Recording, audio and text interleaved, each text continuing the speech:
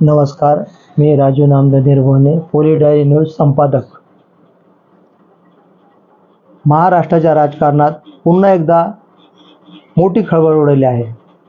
शिवसेना ठाकरे गटातील 6 खासदारांच्या बंडानंतर आता 7वा खासदारी पक्ष सोडण्याच्या तयारीत असल्याचा दावा शिंदे गटाचे नेते रामदास कदम यांनी केला आहे. विशेष म्हणजे हा खासदार मंत्रिपदाची मागणी करत होता, असा दावा करत कदम यांनी राजकीय वर्तुळात चर्चेला उधाण आणले आहे. गेल्या काही दिवसापासून आपण बघतोय का ठाकरे गटात सुरू असलेल्या घडामोडीमुळे पक्षाला मोठा धक्का बसल्याचे चित्र आहे.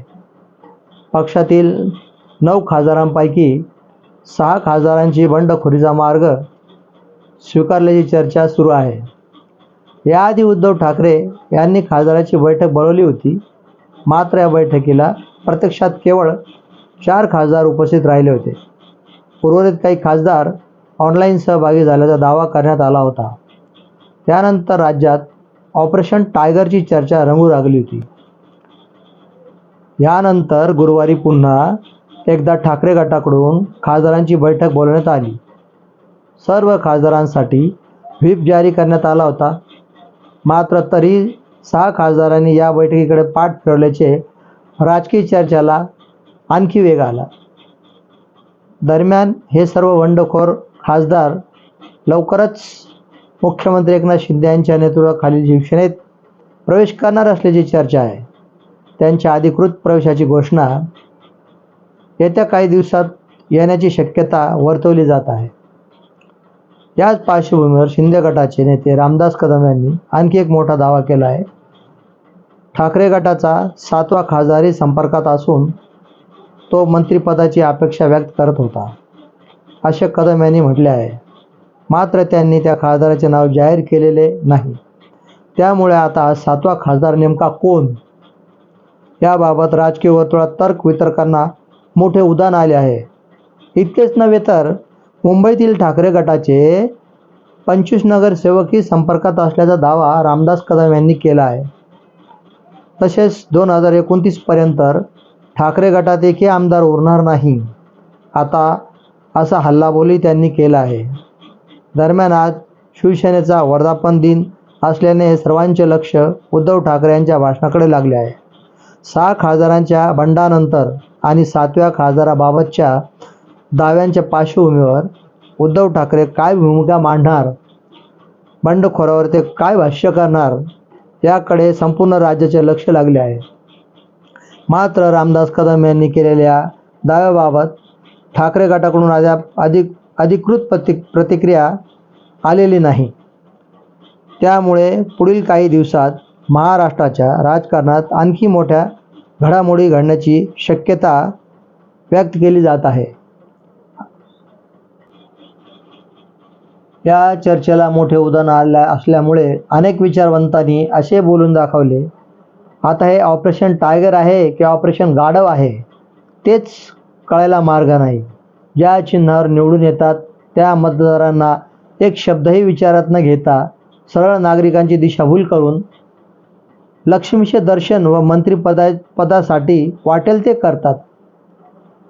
चादर बदलण्याचा धंदापेक्षाही हे लोक इतके निपित्तर वागतात, असे लोकांना हे दिसून आले. कठीण आहे. आता यापुढे पुन्हा जोरदार बातमी समोर आली आहे की ठाकरेंच्या खासदारांनंतर आता अजित पवार गटाचे नेते धर्मराव बाबा आत्राम यांनी सांगितले की शरद पवार गटाचे 5 खासदार लवकरच अजित पवार गटात येतील, असे त्यांनी म्हटले आहे. मात्र बंडखोरीमुळे जनतेच्या अतिमहत्त्वाच्या कामाकडे दुर्लक्ष होत आहे. भयानक उन्हाळा असल्यामुळे गरिबी, पाऊस लांबला आहे, मुलांचे शिक्षण, पेपर फुटी, गॅस महागाई, पेट्रोल महागाई असे प्रश्न हाताळण्याच्या ऐवजी ही लोक माकडावाणी इकडून तिकडं उड्या मारण्यामध्ये मग्न आहेत आणि लक्ष्मीचे दर्शन मंत्रिपदासाठी व्यस्त आहेत. यांचा मोबाईलसुद्धा नॉट रिचेबल येतो. तेव्हा जनतेच्या कामासाठी यांना जे निवडून दिलेलं आहे, यांना जे संसद भवनात पाठवलेलं आहे, तर लोकांची सगळ्यात मोठी दिशाभूल दिसून येत आहे. स्पष्ट दिसते की बी जे पीची जी सत्ता आहे केंद्र आणि राज्यामध्ये, यांच्याकडे सत्ता असल्याचे ते फक्त त्यांच्याच उमेदवारांचे कामं करतात. इतर कमकुवत पक्षांना केराची टोपली दाखवतात. आता यांच्यासोबत काय न्याय करायचा वेळेवर जनताच ठरवेल. कारण बी जे पीने ठरवून घेतलेले जेवढा कमकुवत पक्ष करता येईल तेवढा करायचा, विरोधकात ठेवायचा नाही आहे. आणि बी जे पी आज सत्तेत सतत हा कसा राहील आणि त्यांचे संख्याबळ कशी मोठी ठरेल याच्याकडेच बी जे पीचं लक्ष असल्याने ते कोणाचाही विचार करत नाही. आणि जनतेकडे तर नाहीच नाही. जनतेचा अत्यंत हाल होत आहे. आणि यांच्या विरोधात जर कोणी बंड पुकारला, मोर्चा आंदोलन केली, तर त्याच्यावरती सपशेल ही लोक खोटे गुन्हे दाखल करून त्याला जेलमध्ये, सोनू वांगचुक झाला, कॉक्रोच जनता पार्टीचे अध्यक्ष आता त्यांच्या थोबाडीत मारण्यात आली, असा जो अनेक लोकांवरती खोटे आरोप केलेले आहेत आणि त्यांना खोट्या गुन्ह्यात दाखल करून त्यांना जेलमध्ये सोडवण्यात आलेले असे बरीच लोक आहे मंडळी, का त्यांच्यावरती हे सत्ताधारी जे बी जे पी सरकार हे करत आहे. तर आता टायमावरती येणाऱ्या निवडणुकामध्ये नक्कीच लोक यांची जागा दाखवतील असं ठमकावून मी पोली डायरीचं मत हे असं सांगतो. अशाच नव्या घडामोडीच्या ताज्या बातम्यासाठी पोली डायरीला सबस्क्राईब करा. राजू निर्भवने.